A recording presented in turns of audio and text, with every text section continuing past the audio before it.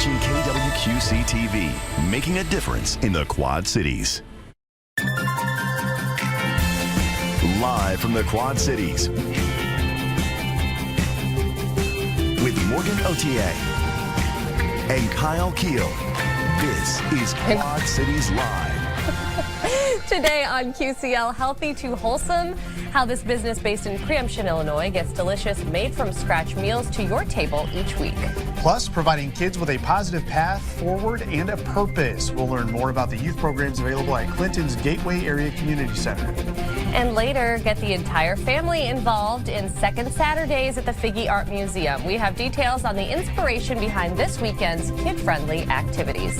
It is Wednesday, January 8th, and you're watching Quad Cities Live. Thank you so much for joining us. I'm Morgan Otier. And I'm Kyle Keel. Well, a car dealership turned taproom, brewery, and event venue. We are talking about Reserve Artisan Ales and The Vault, located in good old Galesburg, Illinois. Absolutely. And the business is preparing to celebrate its third anniversary. Very exciting. Yeah. Lindsay and Blake Benedict are joining us in the studio now. Thank you both so much for being here today and making the trip. Yeah. Thanks for having us. Yes, the space looks beautiful. Yes. From what I've seen so far, looking at photos and videos.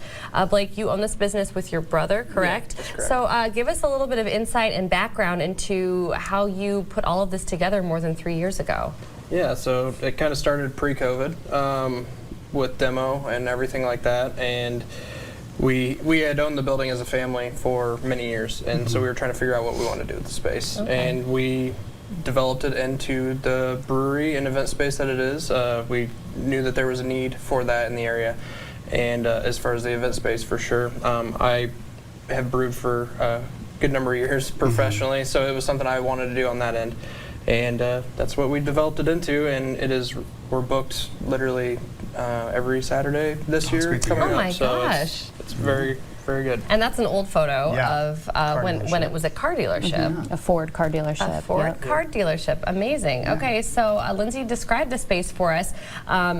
Beyond the vault, I mean, the brewery and the tap room, this is a very large footprint there. Yes, yeah, we have a 18,000 square feet. Wow. So 8,000 is the brewery and the tap room with a bus that has a pour your own wall. There's 30 beers Oh, on I tap. see it in the Yes, photo. That's and awesome. that is actually our food trolley. A food trolley? Yeah. That's cool. So right now it is closed for January and February. Yeah, a little cold. Yes, but it is open.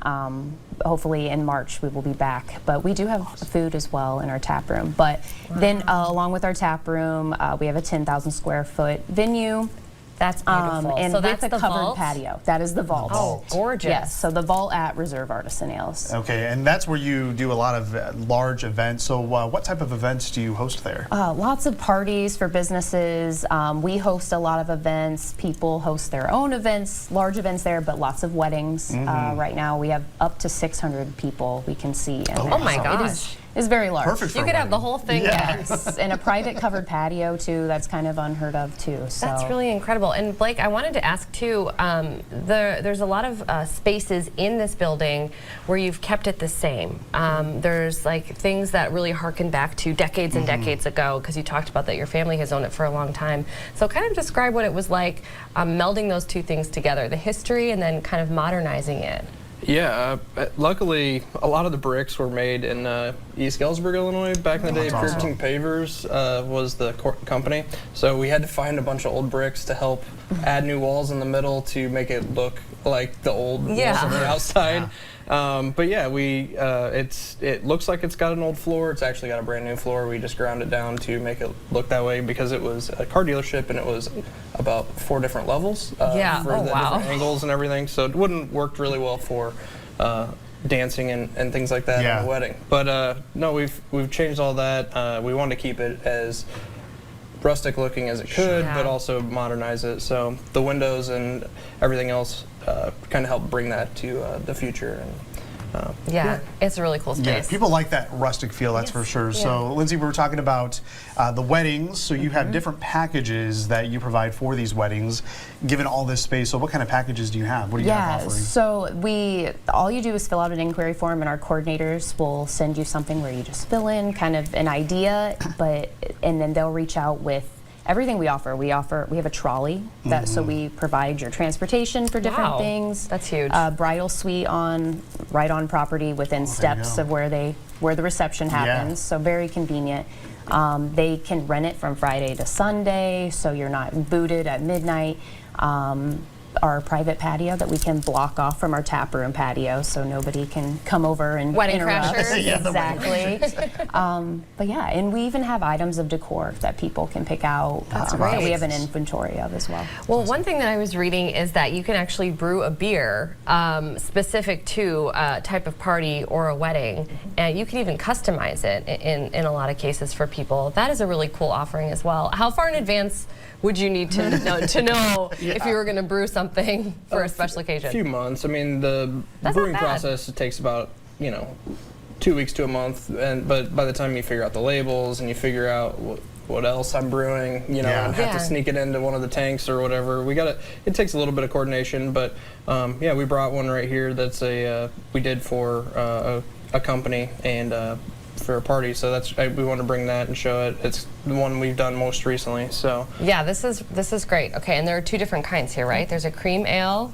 Yep. And what's And the a other one? A brown brown ale. Yeah. Okay, as I flip it all around. So you customize the labels for this. Yeah, we helped awesome. develop the labels for. That's for really the event as cool. well. And we were seeing photos just now of the actual bus, like the tap, Yeah. where you have all the taps on it. Very, very neat. it is neat. So talking about the beers that you brew, I mean, you said that you've been brewing a long time before even starting this business. So roughly how many beers do you typically have on tap at a time, and what do you like to brew the most? So we have the bus has 30 taps. Oh, wow. So Holy there's quite a few cow. options. A few of those are soda. That's so cool. There's wine, cider as well.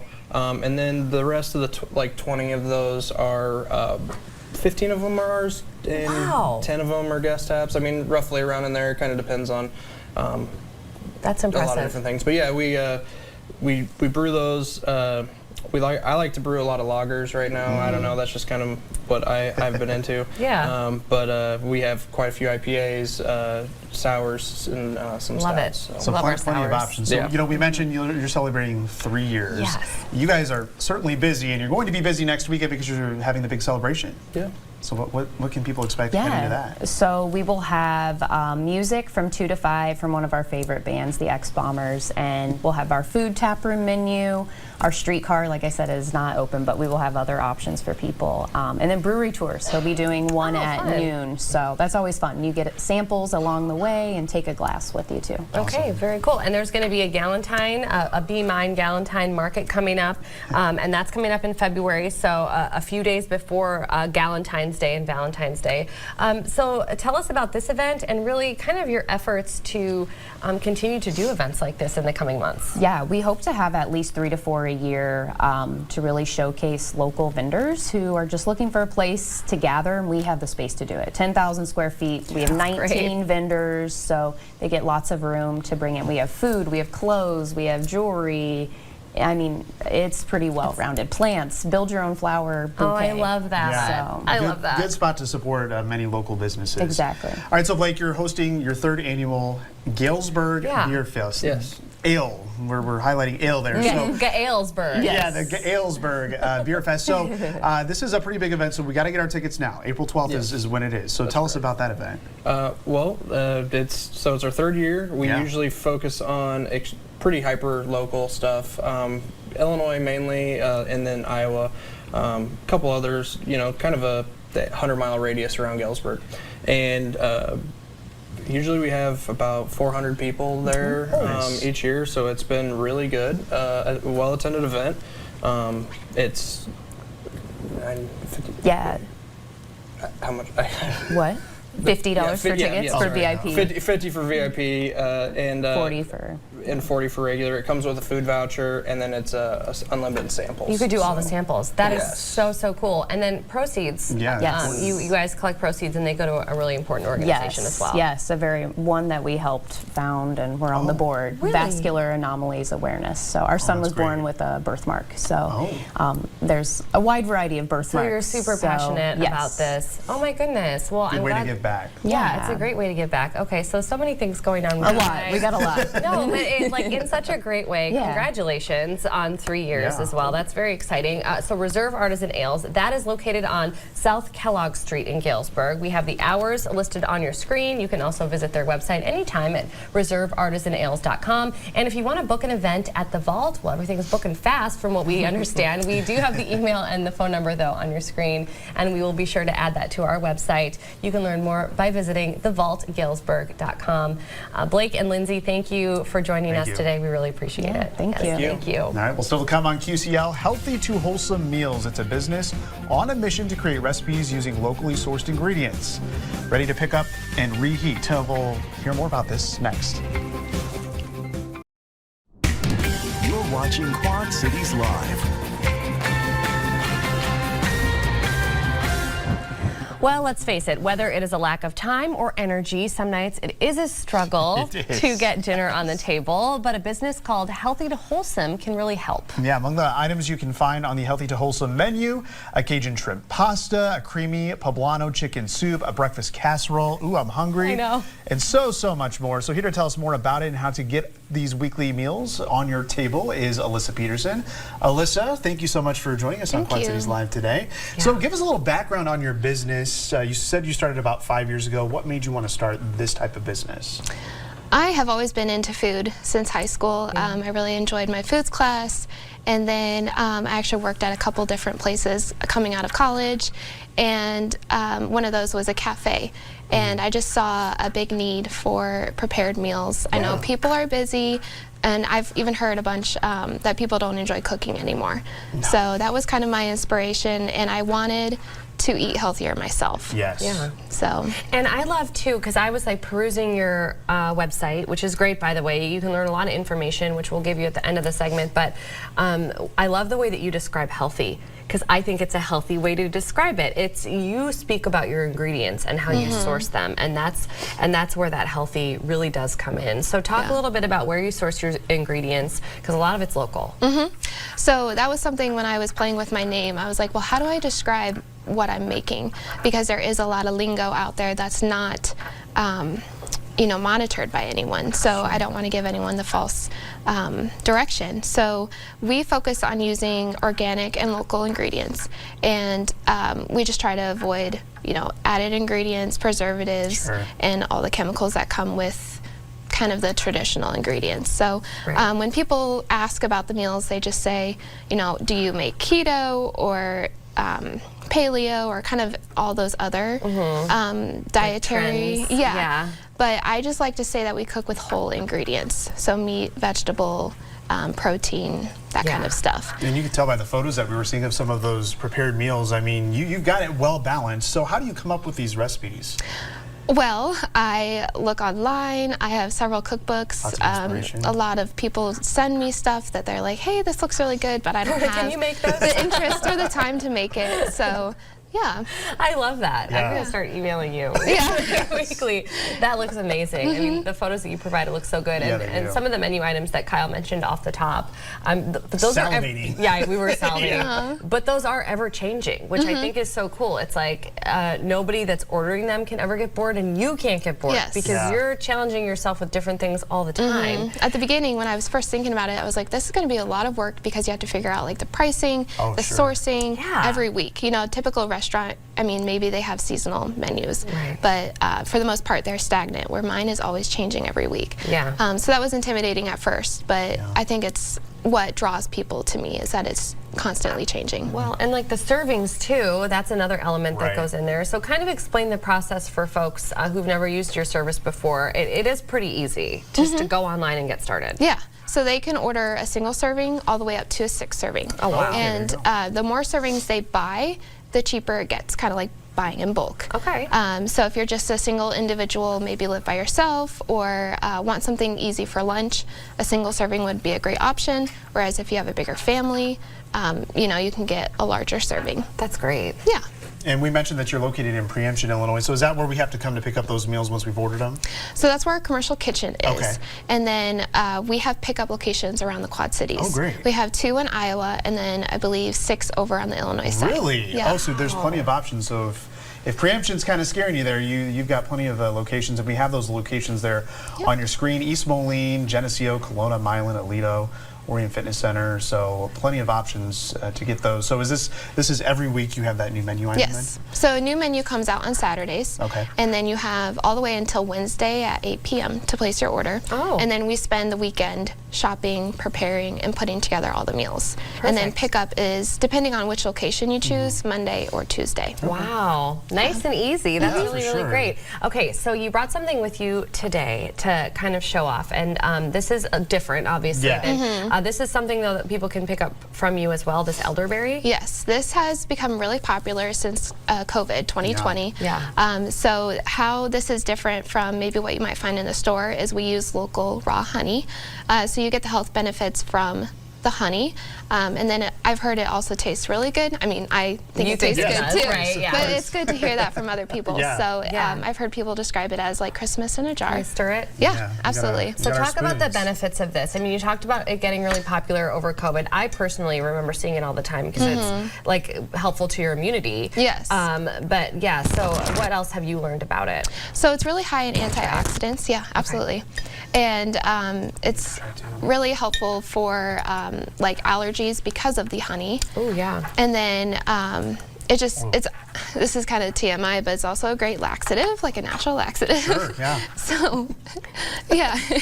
Morgan had a Is little it weird if I lick my hand? No, do it. Okay. We're not going to judge you.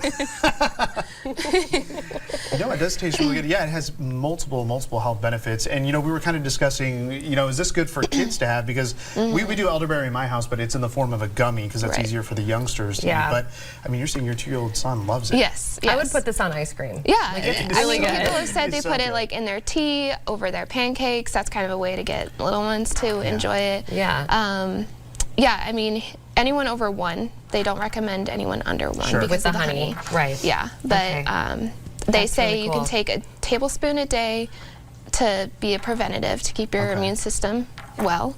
And then if you do come down with something, you can increase it to 3 tablespoons Oh. a day. Wow. Just kind of give your body a little boost. Awesome. So, is this something that we can get at your storefront then? It is. Okay. So my business model is a little interesting. I only have pickups once a week. Oh, okay. And because we are out in preemption, the traffic there is not the greatest. Sure.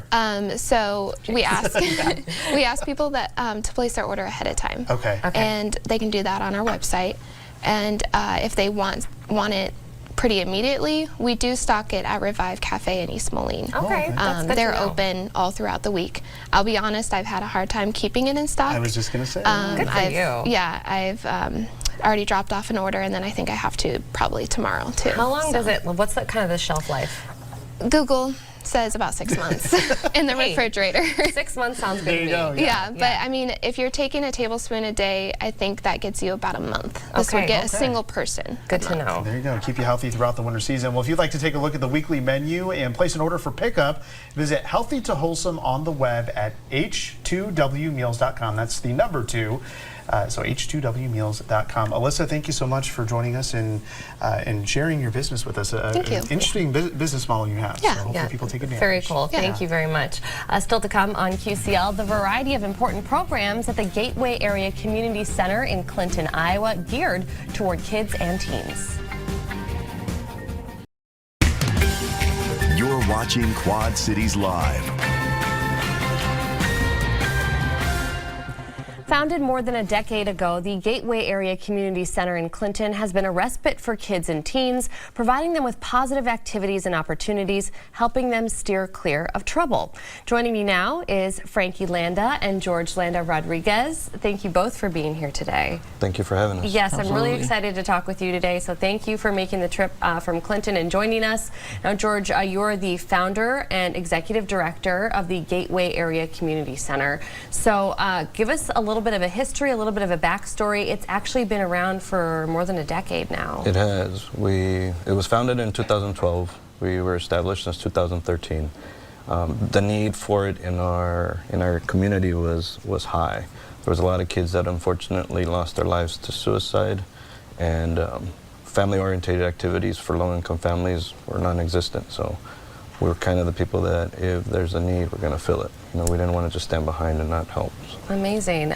So talk a little bit about your mission as it stands right now, and you know what you set out to do every single day with Gateway. Day in, day out, it's the same mission. It's pretty simple stuff. It's to give the kids a home away from home, somewhere they can feel safe and prepare for whatever the next chapter in their lives are. So it's after school programming, it's a lot of engaging them one-on-one, things that they don't usually get.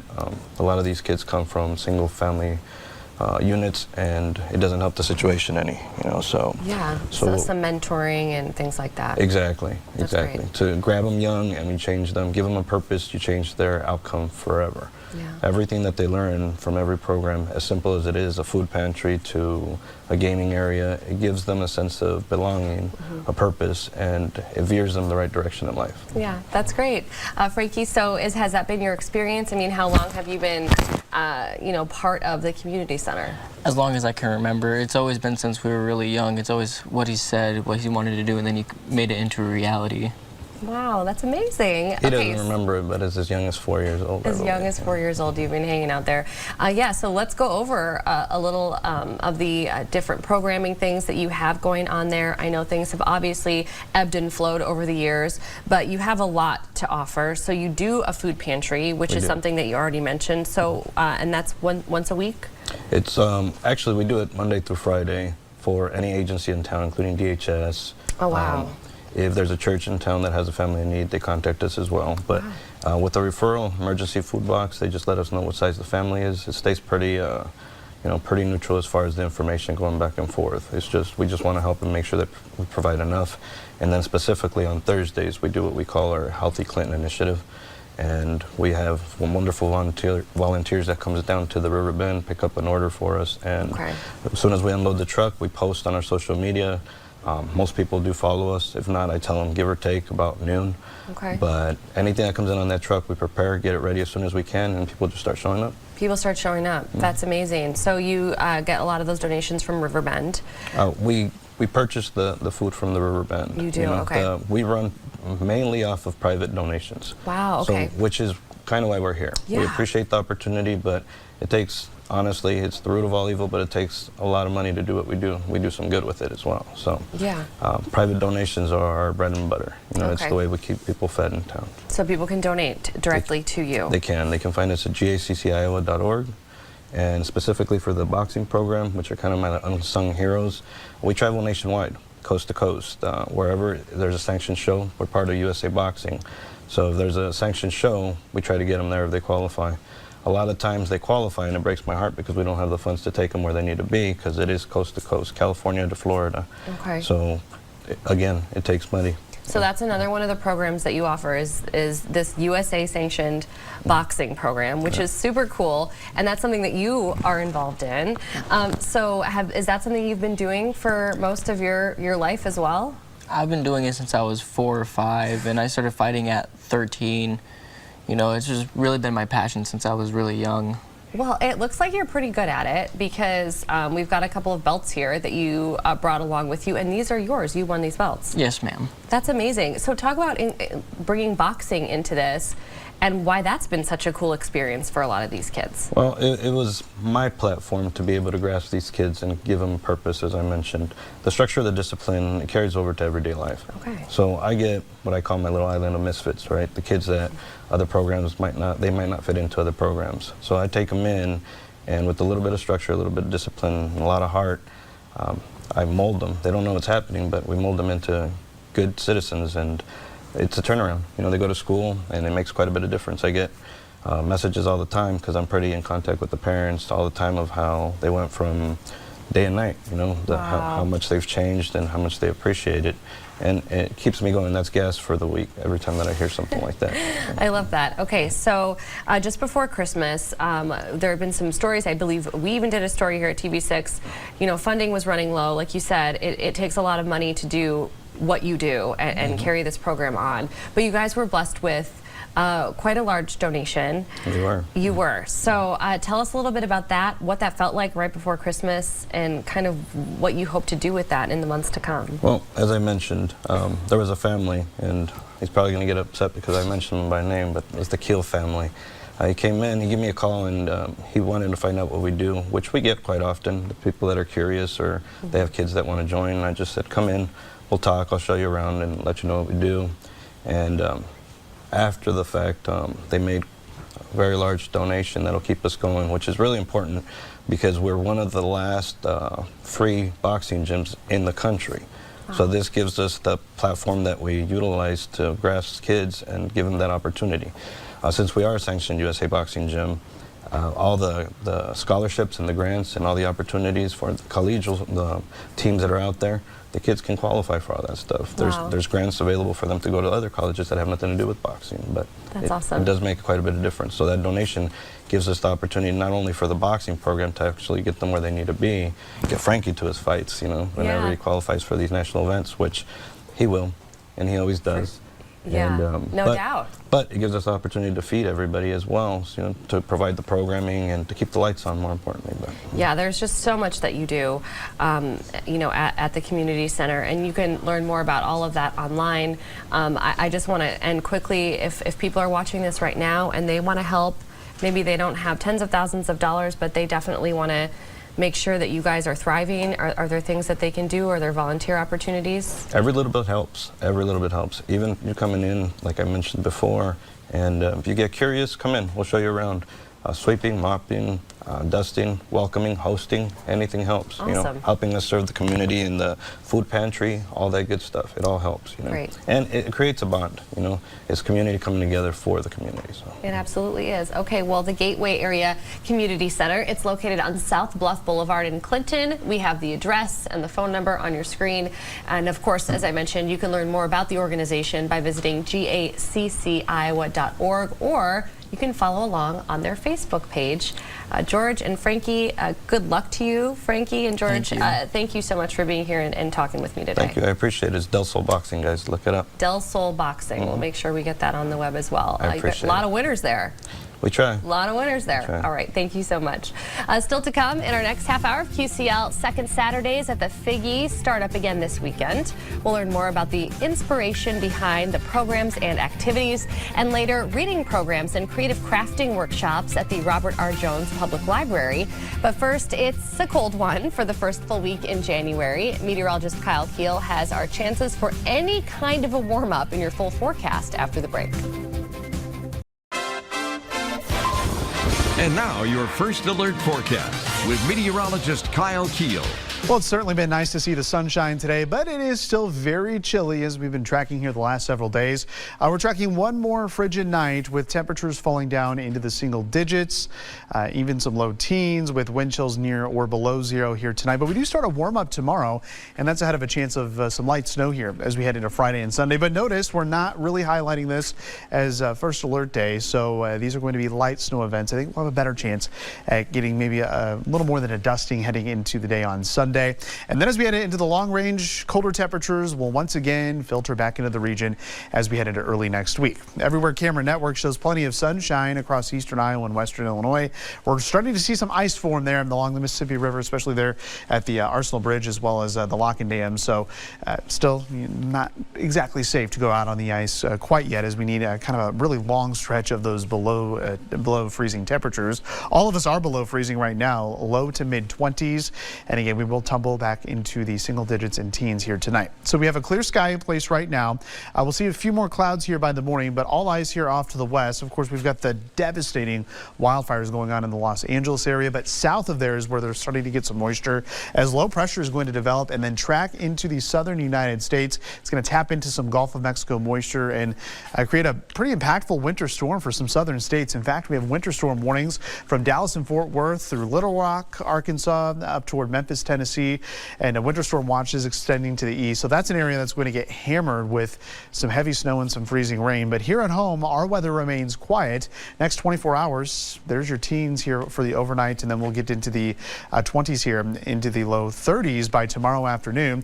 And then as we head into Friday, that's when we are going to be talking about our next chance of snow. So tomorrow has a mix of sun and clouds, and then a few flurries or light snow showers move through here Thursday night into early Friday morning. Very, very light accumulation. Any accumulation will be generally about a dusting. So we're continuing to track Sunday as well. So Chief Meteorologist Eric Maitland will have the potential timing on that coming up in your first alert forecast on the news at 4. So in the meantime, Morgan, just one more kind of frigid night to get through before we get rewarded with near freezing temperatures. Yeah, it was hard to walk out of the house today. It was very hard. That's that time of year though, right? The drop-off line, everyone's I bet. a little bit cold. Yes. All right, Kyle, thank you. You're welcome. Well, coming up, seeing beauty in the most unlikely places, the Figge is offering everyone the chance to immerse themselves in one of the latest exhibitions at the museum. Details on Second Saturdays next. You're watching Quad Cities Live. Finding beauty in unexpected places. That theme will be reflected throughout the day this Saturday at the Figge Art Museum in downtown Davenport.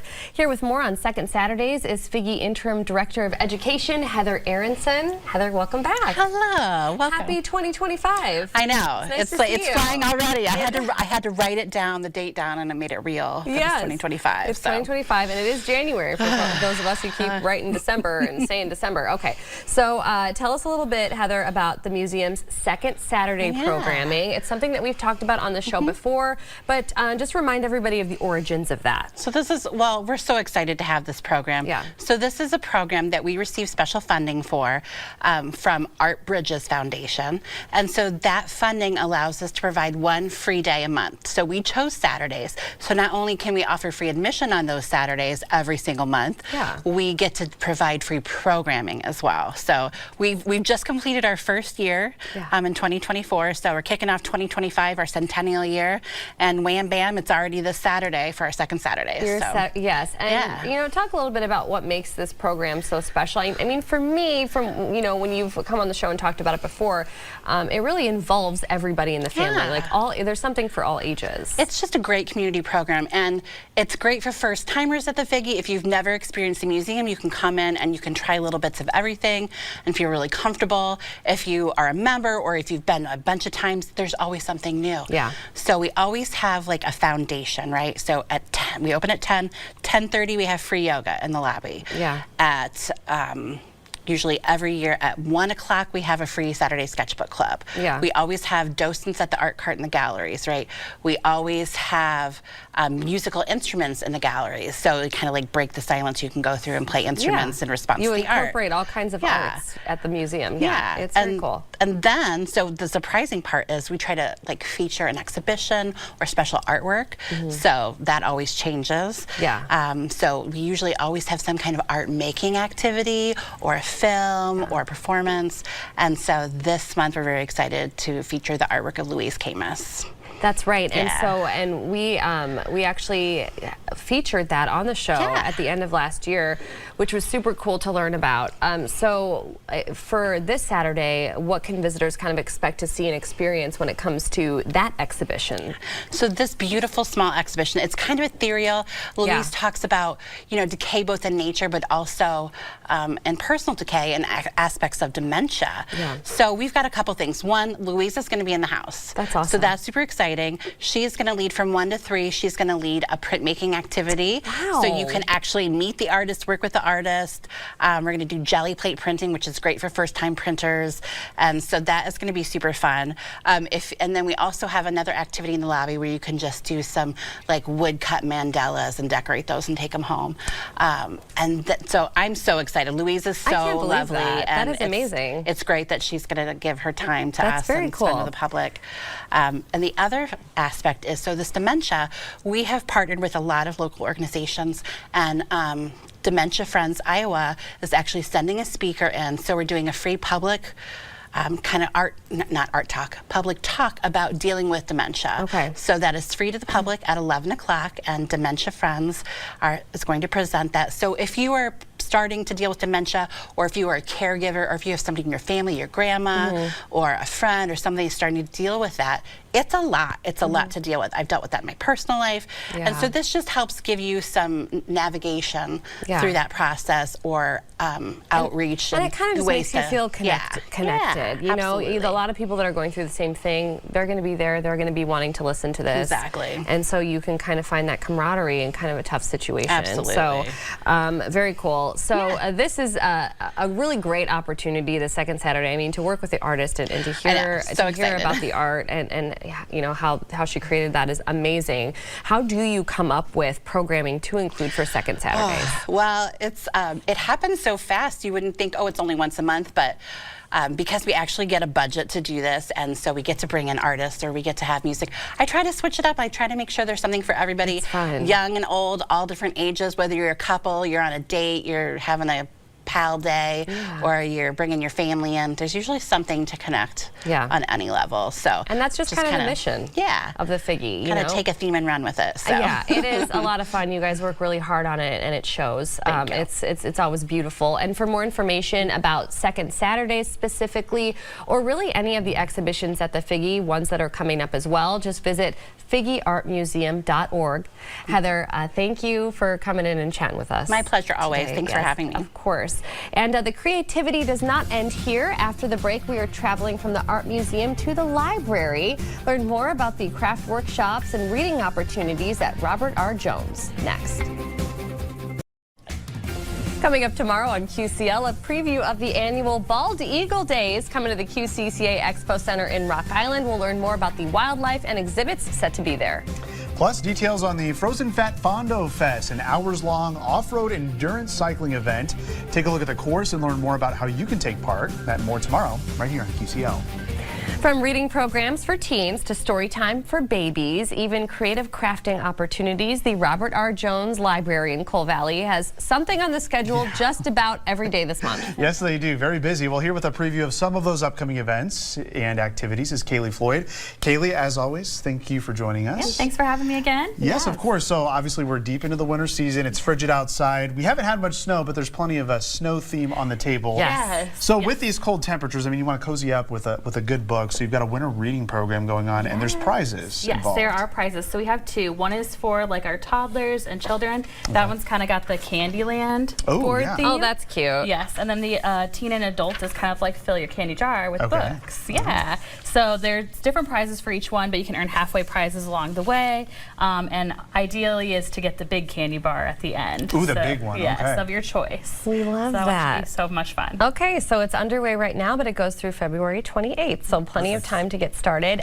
Teen Craft Club is doing a really cool craft coming up, and they have the opportunity to do this either the 15th or the 22nd. It's kind of like a 2 sessions. Okay. So you start it on the 15th and then finish it. Yeah, add your extra details and stuff. So yeah, that's going to be our DIY craft apron, because we always have aprons for the little kids. So it's like the teens need their own for when they do their crafts. So this is an example actually of one of my coworkers that she made. She had like the cute little pocket detail from the sleeve. Guys are so I know. And then amazing. this one's kind of my basic one that I'm going to embellish eventually, but it's just kind of, it's just a button-up t-shirt or a button-up shirt. And that is so cool. yeah, it's so fun. Yeah, that is really, really cool. Can I put it on? Yeah, do it. Oh my gosh. It matches your outfit a little bit. It does. Yeah, Yeah, it kind of does with the plaid. Yeah. This is great. So all they need is I'm going to ruin my microphone here. All they need is a button-down shirt, and I read, or they could do a flannel. So yes, flannel. And I'll have some well. extra fabric as well, and some extras if people forget.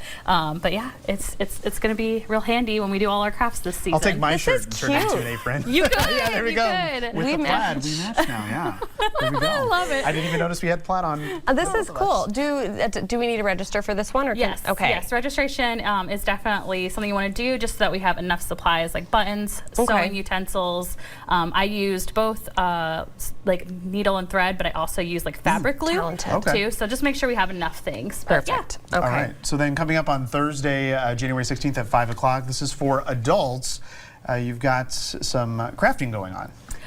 Yes, that is our creative crafters, I believe. Yes, with the journals. Yeah, that's our multimedia journal. So we've kind of done something similar to this before, but it's just kind of like your own interpretation of like almost like scrapbooking a journal, but you could write like books that you're reading for the season. I like that. Keep family pictures, whatever. It's kind of like just like a new twist on scrapbooking, but adding different pockets and stuff to it. It should be really fun. Very cool. And Weird and Wonderful Creations, I think this is like the coolest creation. This caught my eye immediately. Yes, me too. I came over here and I was like, can I touch this? Touch it. So this is kind of a sensory station. This is snow. Yes, themed. it's fake snow. Yes, so Not it's real. only like really like 2 ingredients, but you can add other embellishments like glitter, some of the other little fake snow. We'll probably have a couple little snowflakes and stuff, but the idea is to kind of learn the recipe together and then pick your scent, because this one's a coconut scent, if you can't tell.